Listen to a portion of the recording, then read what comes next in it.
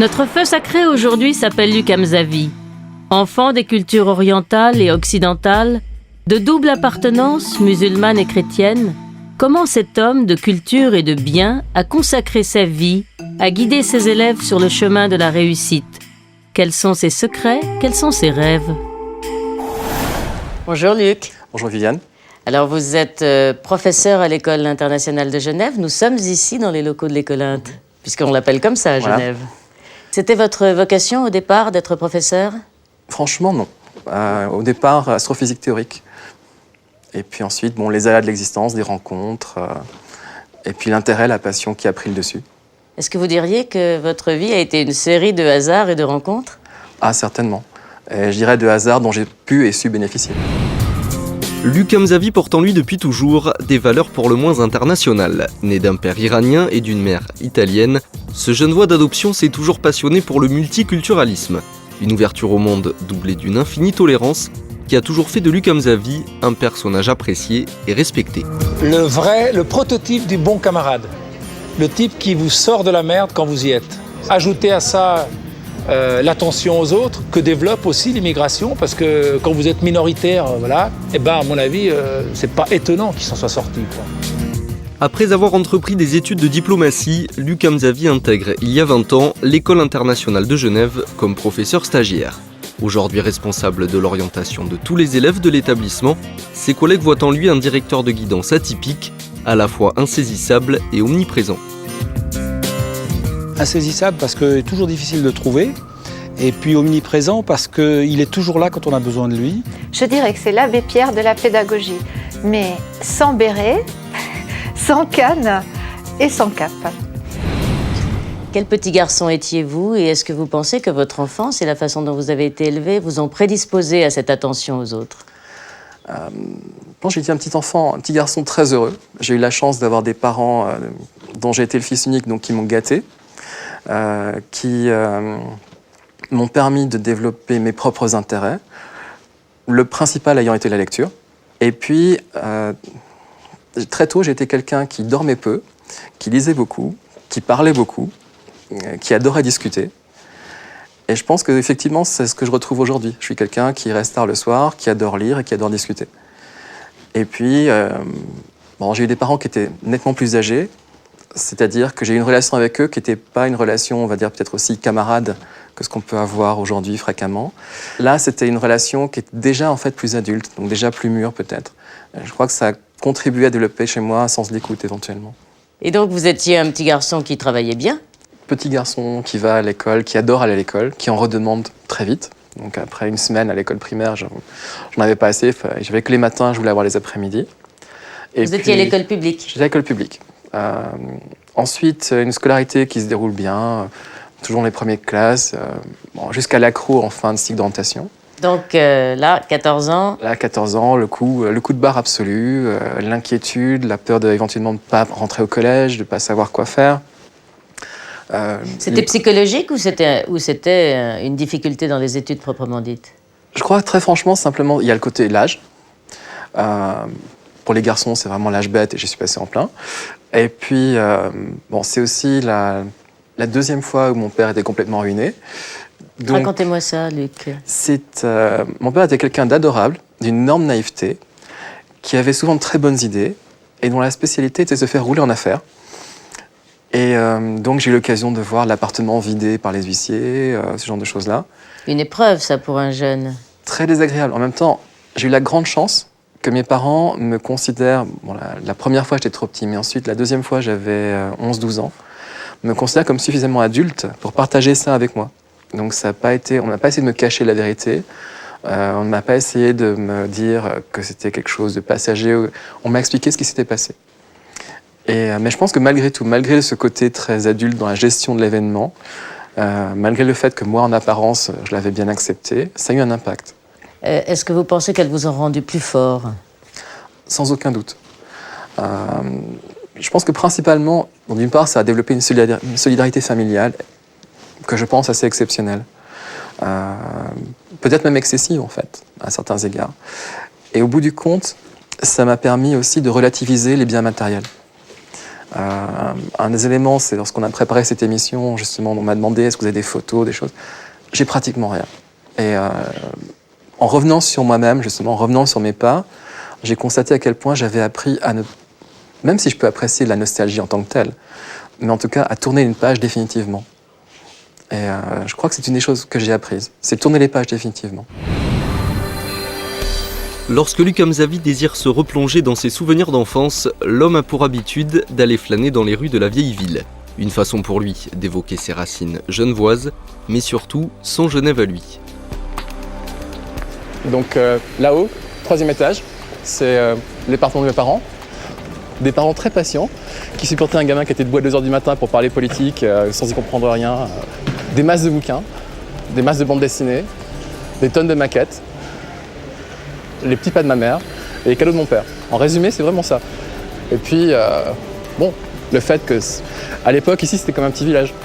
L'école juste à côté, les distractions à 5 minutes, tous les copains dans le quartier, c'était vraiment un village.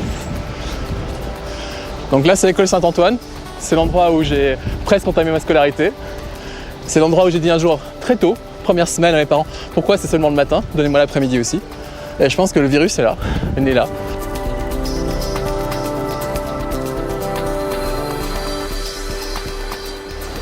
Voilà, ici on venait jouer.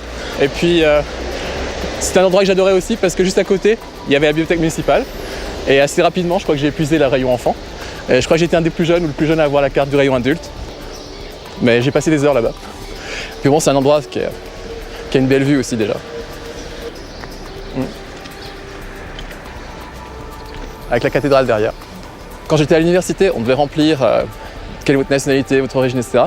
Et j'ai un prof de Sciences Po, qui s'appelle M. Gasteiger, qui a réagi un jour devant tout le monde parce qu'on avait rempli le formulaire et moi j'avais marqué Genevois. Si je devais me définir, ce serait ça. En un mot, ce serait ça.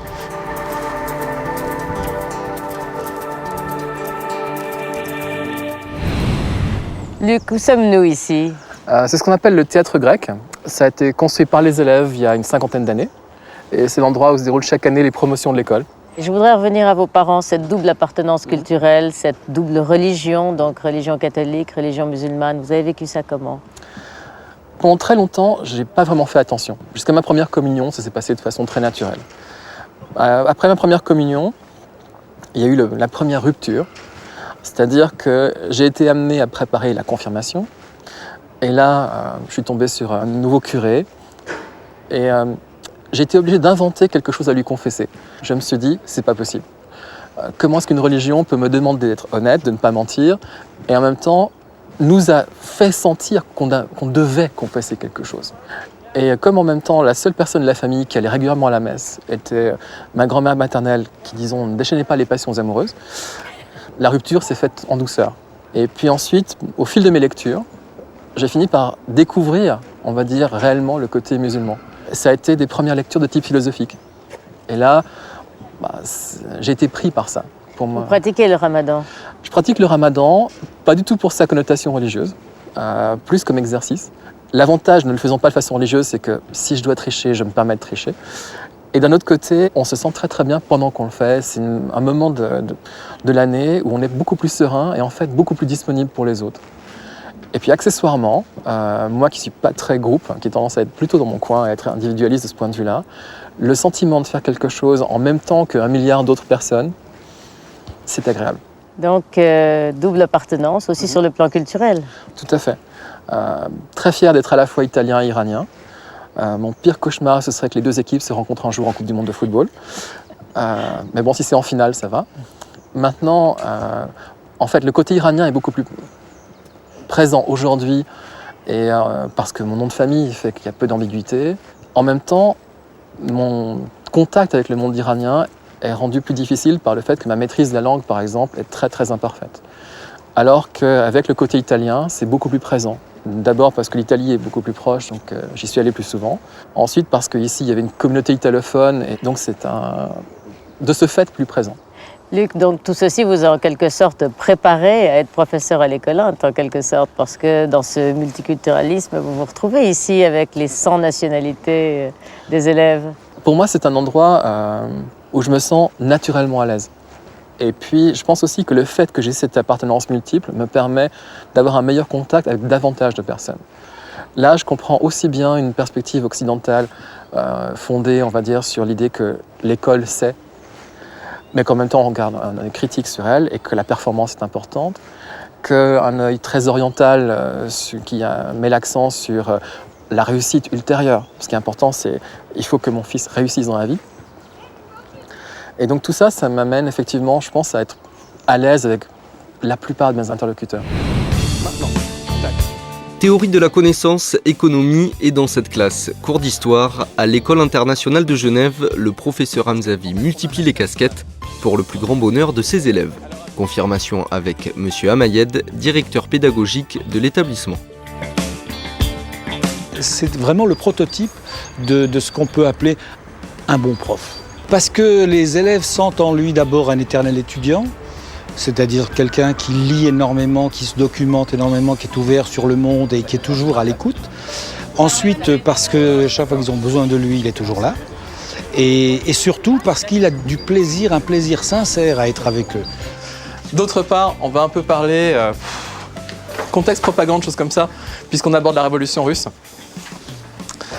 Et ce qui est très bien, c'est que j'avais préparé quelque chose comme quand on est à Mackenzie, et la clé USB a légèrement foiré, donc je vais improviser quelque chose maintenant. Alors évidemment, ça manque peut-être de la rigueur classique, mais en même temps, c'est ce qui plaît aux élèves, c'est le fait que l'histoire devient vivante, et avec lui, l'histoire est vivante. Et j'aimerais que vous essayiez d'imaginer l'homme parfait, ou la femme parfaite. Mais pas au sens... pas au sens, est-ce que Jennifer Aniston a les plus belles jambes d'Amérique ou pas? Même si parfois on a l'impression qu'il y a un manque d'autorité, au final ça donne quelque chose de beaucoup mieux, donc c'est ça qui compte. Pour nous, ça c'est un cours d'histoire pour nous. Parce que l'histoire c'est aussi le dialogue. Alors que dans d'autres écoles où faut s'asseoir, se taire, croiser les bras et puis prendre note, ça sert pas à grand chose. Là on prend presque du plaisir des fois à venir à ces cours. Alors comment tout ça a commencé? Racontez-moi. Au départ, c'était simplement j'étais celui qui aidait les autres à l'école, les cours de maths, quelque chose comme ça. Ensuite, ça a été un choix de direction astrophysique théorique. Je me suis rendu compte que je tombais dans un univers extrêmement sec, de gens qui étaient, entre guillemets, monomaniaques, avec tout le respect que je leur dois. Une histoire d'amour qui m'attire vers les sciences politiques. Le choix de faire une thèse doctorale, me lancer dans les grands travaux très intellectuels. Et puis la rencontre avec l'école. Cette école. Donc l'école internationale de Genève. À l'égard de laquelle j'avais tous les préjugés de quelqu'un qui venait du collège Calvin, évidemment. Donc l'école de riches, l'école de gens pas intéressants. Et puis un coup de foudre, je pense, réciproque entre l'école, moi, les élèves. Et depuis, ça continue. Et alors aujourd'hui, vous êtes professeur d'histoire, professeur d'histoire de la connaissance aussi. Théorie de la connaissance, oui. Comment vous définiriez ça? La théorie de la connaissance, c'est simplement, pour moi, c'est un cours d'esprit critique. C'est apprendre à réfléchir bien et mieux. C'est-à-dire? C'est-à-dire qu'on est confronté dans la vie à beaucoup de messages, beaucoup d'informations. Certaines de ces informations sont erronées, parfois de bonne foi, parfois de mauvaise foi. Et puis, je pense que c'est un cours qui est destiné à ça, fondamentalement, qui doit vous permettre de devenir vous-même. Quel âge ont vos élèves, Luc? En moyenne, entre 16 et 19 ans. Ce sont déjà des grands, donc. Des grands, oui. Donc vous les récupérez à un âge, ils n'ont pas déjà été un peu formatés par leurs expériences précédentes? Si, c'est la partie à la fois la plus intéressante et la plus difficile en fait. Il y a ceux qui sont déjà, disons, qui ont la chance d'avoir été bien formatés. Il y a ceux qui ont des réactions de rejet à l'égard de l'école, à l'égard des administrations, des adultes. Donc il y a ce plaisir justement de leur réapprendre le plaisir d'apprendre. C'est une jolie formule ça, réapprendre le plaisir d'apprendre. C'est-à-dire que j'ai eu la chance, entre guillemets, d'avoir moi aussi une période difficile dans ma scolarité et de tomber sur une vice-directrice qui m'a donné ma chance. Et j'ai fini la première année du collège en première classe. Et j'essaye en fait de retransmettre ça aux autres. C'est juste un parcours. J'ai pas vraiment une recette, j'ai pas vraiment... mais j'aime bien voir les autres réussir là où j'ai réussi. Ce sont des élèves de niveaux différents. Certains sont de bons élèves au sens classique du terme, d'autres de mauvais élèves. Tout à fait. Alors, comment intervenez-vous là? Alors d'abord, je dirais qu'il y a un mot que j'ai banni, qui est le mot cancre. Pour moi, le cancre, c'est une abstraction.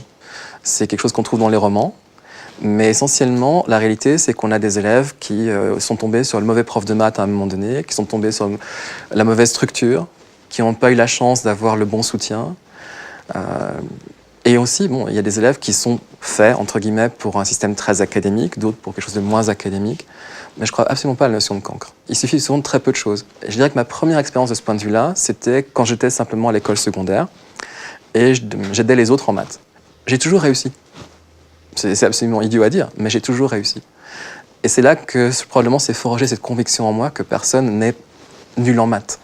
La notion de boss des maths, pour moi, elle n'existe pas. J'aurais aimé vous rencontrer quand j'étais jeune. Hamzavi. Lorenzi. Rencontre imprévue avec le journaliste vedette Massimo Lorenzi. Près de 20 ans que les deux hommes ne se sont pas revus, lycéen à l'époque avec Luc Hamzavi, Massimo a pourtant été l'un des tout premiers à bénéficier des connaissances de son brillant camarade de classe. Lui était très bon. Lui était très bon footballeur. Moi, j'étais plutôt bon en gymnastique qu'en mathématiques, en physique et tout ce genre de choses horribles. Et il me sauvait régulièrement en me donnant des cours privés, particuliers dans les bistrots du village, là, enfin du bled, de la vieille ville. Il me disait, viens, bon, je t'expliquais. Donc, on rattrapait en quelques heures intensives, parfois un trimestre. Et en plus, bon, on s'en fout, il y a prescription, il m'a aidé à tricher parfois en classe. Je le vois encore lui dire. Et il me disait, autrement dit, t'inquiète pas, il faut simplement choisir le bon moment et tu auras l'information. Et moi, j'ai eu plusieurs fois juste la moyenne parce qu'il m'a aidé à tricher. Voilà. Alors revenons à ces élèves qui ont la chance de vous avoir rencontré ici à l'École internationale de Genève. Dans la vie de tous les jours, ça se passe comment avec eux? Ils ont appris à supporter mes retards. Ils ont appris à supporter le fait que je fais relativement peu de discipline en classe. Et je crois que l'élément principal, c'est qu'on essaie vraiment de jouer la carte de la réflexion, la carte de l'initiative. Pour moi, je dirais que l'histoire, qui est une matière que j'adore, est une discipline qui n'a pas besoin de prof. C'est-à-dire que n'importe qui peut ouvrir un manuel d'histoire et apprendre ce qui s'est passé le 14 janvier 837. C'est sans grand intérêt. Ce qui est intéressant, c'est de savoir au départ pourquoi ça s'appelle le 14 janvier 837, pas autre chose. C'est de savoir comment est-ce que tel événement a été vécu dans la perspective de telle société ou de telle autre. C'est essayer d'imaginer comment les choses auraient pu se passer. C'est réfléchir aussi à des parallèles entre toujours le passé et le présent. L'intérêt principal de l'histoire pour moi, c'est que c'est une porte sur le présent. Une de mes fascinations avec l'histoire de nouveau, c'est la capacité à ouvrir la porte sur l'art, sur la science, sur la philosophie. Et c'est le fait qu'il n'y a pas de réponse absolue. Moi, ce que j'aime faire avec mes élèves, c'est ça, c'est pouvoir examiner un fait historique et prendre les différentes perspectives. Bon, parfois, je dois reconnaître que j'impose un certain point de vue, qui on dirait le point de vue académique classique sur la chose, parce qu'au bout du compte, quand ils passeront leur examen, c'est dans cette perspective-là. Mais en réalité, la partie la plus intéressante, c'est la partie ouverte. Est-ce que ça ne redonne pas une sorte de sécurité à l'élève? Parce qu'au fond, à force de se poser toutes les questions possibles, à ce que tout soit ouvert, c'est un océan, je veux dire, qui est assez difficile à maîtriser pour des jeunes qui n'ont pas encore l'expérience et le vécu. Disons que là, le risque principal, c'est qu'ils finissent par voir dans le professeur le porteur de vérité. Donc, il est important là d'apprendre à rester en retrait. C'est pas toujours facile parce que parfois on entend des choses qui vous font réagir. Mais c'est vrai que de pouvoir se rattacher à quelque chose de plus profond, qui est lié à leur vécu intime, qui est lié à leur langue, qui est lié parfois à leur famille, c'est quelque chose d'important. Ça en aide certains effectivement à se restabiliser. Vous avez ajouté à vos tâches de professeur d'histoire et de théorie de la connaissance aussi la direction de la guidance. Parlez-moi de la guidance. La guidance, c'est l'orientation au sens large, c'est-à-dire l'élève qui arrive dans l'école et qui doit choisir quelles options l'intéressent ou de quelles options il a besoin. C'est pendant sa scolarité réorienter quelqu'un en examinant ses résultats, mais aussi sa personnalité, son rapport aux enseignants, son rapport aux autres. Et c'est aussi après rechercher les meilleures carrières et études pour ceux qui veulent poursuivre des études. Oui. Bonsoir.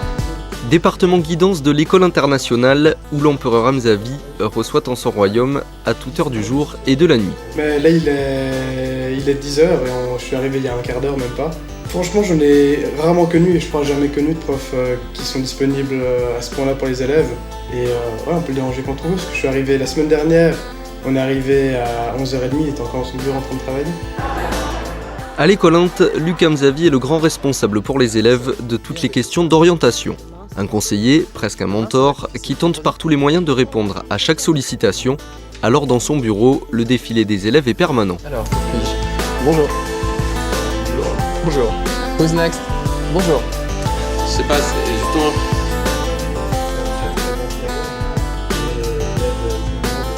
Le seul problème avec lui, c'est que, comme on peut dire là, c'est l'homme le plus recherché de l'école. Soit il est avec des parents, soit avec des élèves et tout. Et vous voyez là, juste dehors, il y a 3 personnes qui l'attendent pour entrer. Je crois que le record que j'ai eu, ça doit être à peu près une centaine. Avec une queue qui, en fait, j'avais un bureau dans un autre bâtiment. La queue, en fait, sortait de mon bureau, descendait l'escalier et ressortait dehors. Succès incontestable à l'intérieur de l'école, mais également en dehors. Grâce à la méthode Hamzavi, certains des anciens élèves ont aujourd'hui intégré les toutes meilleures écoles mondiales. C'est le cas de Verena, scolarisée désormais au prestigieux INSEAD de Fontainebleau où la sélection est impitoyable. La jeune fille sait ce qu'elle doit à son éternel directeur de guidance. Là où M. Hamzavi m'a beaucoup aidée, c'est qu'il a toujours cru beaucoup plus que moi-même, en fait, dans ce dont j'étais potentiellement capable. Et il m'a permis d'y croire, il m'a poussé à y croire, il m'a poussé à revoir les limites que je me fixais ou les possibilités qui existaient. Je pense que tout ce que je fais aujourd'hui et que je pourrais faire plus tard, quelque part, résulte des coups de pouce bien placés, donnés pendant ces quelques années et de la présence et des bons conseils qui sont toujours d'actualité. Dans vos rapports avec les élèves, vous essayez d'ouvrir les portes, donc jamais de trancher, le moins possible. Jamais de refermer. Je pense que beaucoup d'adolescents sont en fait confrontés à la difficulté du choix, d'une part. Et ils sont aussi confrontés à des habitudes, à des systèmes qui essaient de les conditionner le plus tôt possible. Donc ils n'ont pas l'habitude de choisir et ils ne savent pas comment chercher. Et le principal, à mon avis, c'est ça. C'est de leur dire, voilà, réfléchis sur toi-même. Essaie de voir quels sont tes points forts, tes points faibles, tes intérêts. Travaille autour de ça. Moi, je trouve que le plus intéressant, le plus important à la fois pour eux et pour moi, c'est ouvrir une porte, les envoyer chercher un peu, éventuellement se perdre 5 ou 6 fois, mais revenir à chaque fois. Et puis prendre le temps de discuter, de dire pourquoi est-ce que ça c'était intéressant, pourquoi ça non. Et je crois surtout qu'il n'y a pas de réponse absolue. Pour moi, tout se ramène à chaque fois à une personne et chaque personne est différente. Et vous-même, Luc, vos attentes aujourd'hui, qu'est-ce que c'est? Je considère que c'est un peu miraculeux si, depuis que je fais de l'orientation, j'ai réussi à suivre leur évolution. Et la seule inquiétude qui me taraude parfois, c'est ça. C'est est-ce que je serai capable, jusqu'à l'âge de la retraite ou au-delà, de rester à l'écoute, avec la même capacité, on va dire, d'attention, éventuellement d'empathie, mais surtout à trouver des réponses. Ça nécessite un don total de soi en termes de temps, Luc. C'est un de mes grands défauts. La conséquence pratique immédiate, c'est que je suis très facilement en retard. La conséquence moins immédiate, c'est que j'ai probablement une vie sociale qui s'est beaucoup réduite, mais j'adore ce que je fais. Et quand quelqu'un me dit « Ah, voilà, c'est ce que je voulais », ou bien « Grâce à vous, j'ai progressé », ou quand il le laisse entendre, en tout cas, ça n'a pas besoin d'être explicite, pour moi, c'est la plus grande satisfaction.